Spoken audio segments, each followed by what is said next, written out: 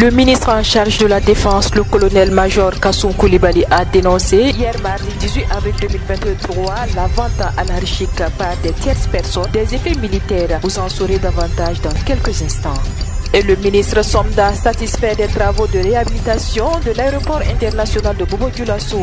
C'était à l'issue de sa visite sur le site de l'aéroport de Bobo pour s'imprégner de l'état d'avancement des travaux. Mesdames et messieurs, voilà ce qui constitue la une de l'actualité de ce mercredi 19 avril 2023 sur la première web radio du Burkina. Auditeurs, auditrices, bonjour et bienvenue dans ce journal présenté par Sali Ouattara.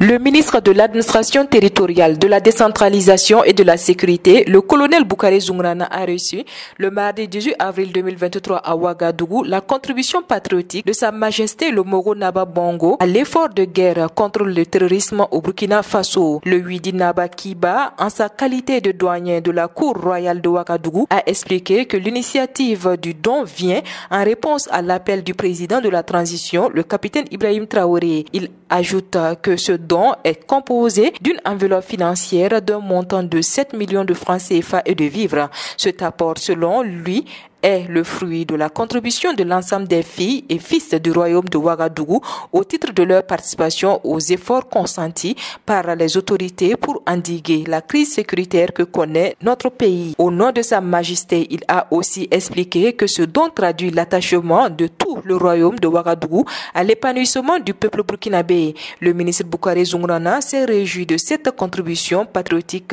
du Moro Naba qui, selon lui, est le signe que le terrorisme est une préoccupation majeure de Sa Majesté et de toute sa communauté. En rappel, cette contribution fait suite à un don de Sa Majesté en juin 2022 au profit des personnes déplacées internes. Une délégation des autorités provinciales de la COSI avec à sa tête le haut-commissaire de la province dont Jacques Abel Sanou a rendu visite le vendredi 14 avril 2023 aux élèves déplacés internes de la ville de Nouna dans leurs différents sites d'accueil. Les autorités de la province de la COSI veulent toucher du doigt les réalités que vivent ces élèves déplacés internes dans la ville. Les sites visités sont la cité des jeunes occupée par les élèves du primaire et le lycée provincial qui regroupe les collèges de Doki, Bonekui, Dara, Kamandena, Dembo, Koni, Bagala, Konkwikoro et les élèves de la terminale du lycée municipal de Nouna. La délégation a traduit ses encouragements à ses élèves et a salué le sens élevé du patriotisme des enseignants et leur esprit de résilience. Les encadreurs ont apprécié cette visite et ont promis de relever les défis qui se présentent à eux pour le rayonnement de l'éducation burkinabé. Des difficultés de plusieurs ordres liées notamment à l'hébergement et alimentaire ont été soumis aux autorités. La province de la COSI enregistre plus de 7500 élèves déplacés internes, dont environ 3500 au secondaire et plus de 4000 élèves au primaire. La commune de Komboro, dans la province du Sourou, a été ravitaillée en produits de première nécessité grâce à l'appui des forces de défense et de sécurité et des volontaires pour la défense de la patrie le samedi 15 avril 2023. Selon des témoignages, c'est une population enthousiaste qui a accueilli l'entrée du convoi dans le village aux environs de 17 heures. Parti de Waiguya à une quarantaine de kilomètres au nord-est, c'est une importante cargaison de vivres et autres produits que le convoi a débarqué au profit des populations. Il faut noter que Komboro, localité située à une soixantaine de kilomètres de Tougan, chef-lieu de la province du Sourou, est coupé du reste du pays par l'action des groupes armés terroristes. En juillet 2022, des attaques perpétrées par des groupes armés terroristes ont engendré un mouvement de population en direction de Waiguya et d'autres localités du pays. Mais avec l'opération Kapidougou, en cours depuis le 3 avril 2023 dans la boucle de Mohoud, les populations nourrissent un grand espoir de retourner chez elles bientôt.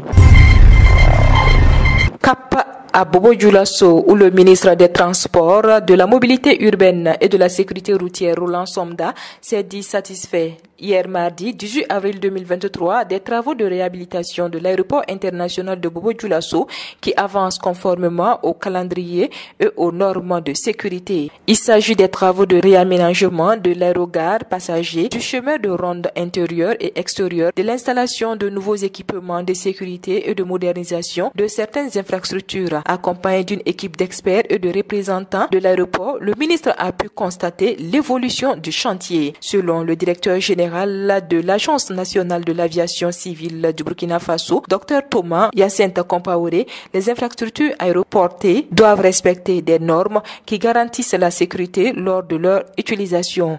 Pour sa part, le premier vice-président de la délégation spéciale régionale des Hauts-Bassins, Mamadou Bari, a exprimé sa satisfaction de voir l'effectivité de ces travaux qui sont une plus-value pour la région des Hauts-Bassins. Pour lui, il ne faut pas faire les choses à moitié, mais arriver à l'excellence pour attirer les grandes compagnies.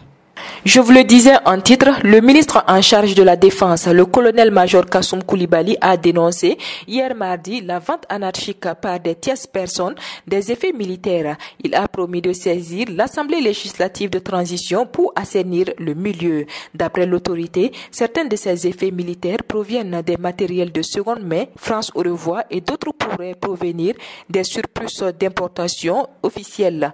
Pour le ministre, cette dernière situation pourrait résulter d'un déficit de contrôle en amont au niveau des frontières. Le ministre de la Défense et des anciens combattants, le colonel-major Kassoum Koulibaly, répondait mardi à une question orale des députés Pawende Edouard Sawadogo et Samadou Ouanré de l'Assemblée législative de la transition. Pour le ministre Koulibaly, par mesure de police et en dehors de cadre légal, il a été entrepris de par le passé des saisies d'effets vestimentaires destinés aux forces de défense et de sécurité en vente libre et la fermeture de commerce.